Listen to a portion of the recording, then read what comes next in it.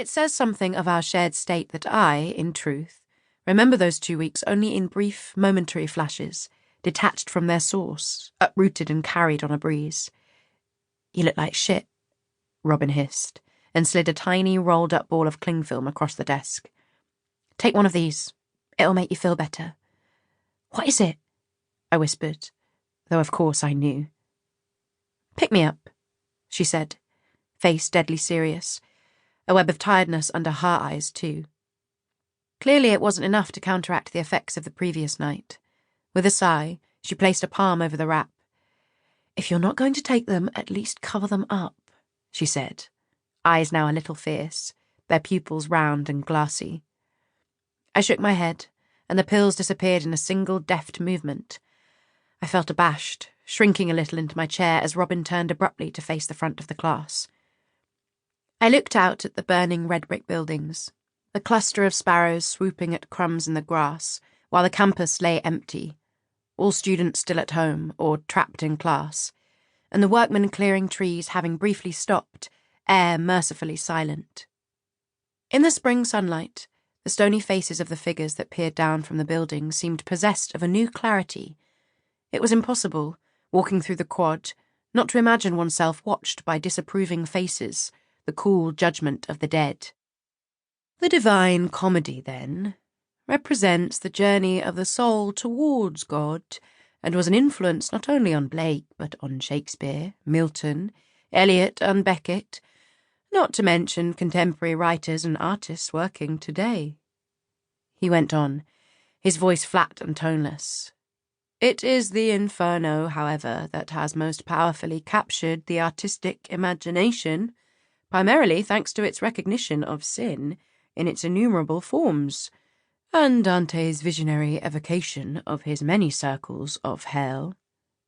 As Ciardi's introduction explains, Dante's Inferno represents the realm of those who have rejected spiritual values by yielding to bestial appetites or violence, or by perverting their human intellect to fraud or malice against their fellow men. It appeals to the voyeur in all of us, the what if, that underpins the temptation of sin, and the schadenfreude inherent in the punishment of others for those crimes we, too, might choose to commit. He paused and looked around the room, aware perhaps that for the first time he had captured the attention of every member of the class. He lowered his voice to little more than a whisper. Lasciate ogni speranza voi qu'entrate. The sign says, above the gates of hell. Abandon all hope, ye who enter here. A powerful statement, though one the reader finds strangely enticing. The screams of the eternally damned drawing us in, despite our compulsion to turn our eyes away. This may be why the Inferno has remained such a touchstone of our culture, centuries after its composition, because who among us can honestly say, or rather will be able to honestly say, as we lie on our deathbeds and await our own judgments, that the myriad temptations of lust, of greed, of treachery and violence have not found their way into our own lives, and who among us will be able to resist? Every one of us seemed for a moment to look inwards, our doubts and guilty moments revealed to us for a split second at least. A flutter of tension passed over the class.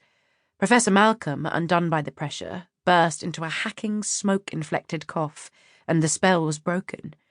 Made uncomfortable by the connection, that brief moment of shared intimacy, students shifted in their chairs and flicked lazily through their notes, searching for nothing but escape. There was a soft knock on the door.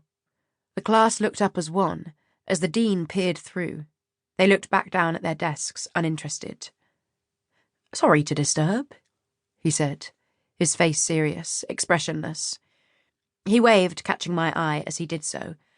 "I need to borrow one of your students, if you don't mind." I winced at the prospect of finding myself singled out in front of the class, caught too beside Robin, both of us bloodshot and pale. The professor shrugged and turned back to the board. "Robin," the dean said, "may I borrow you?" She looked at me, briefly, a sideways glance. I looked at the dean, who placed both hands in his pockets and leaned back against the door, his face expressionless as he watched her gather her things. "Yes, sir," she said, following him out of the class.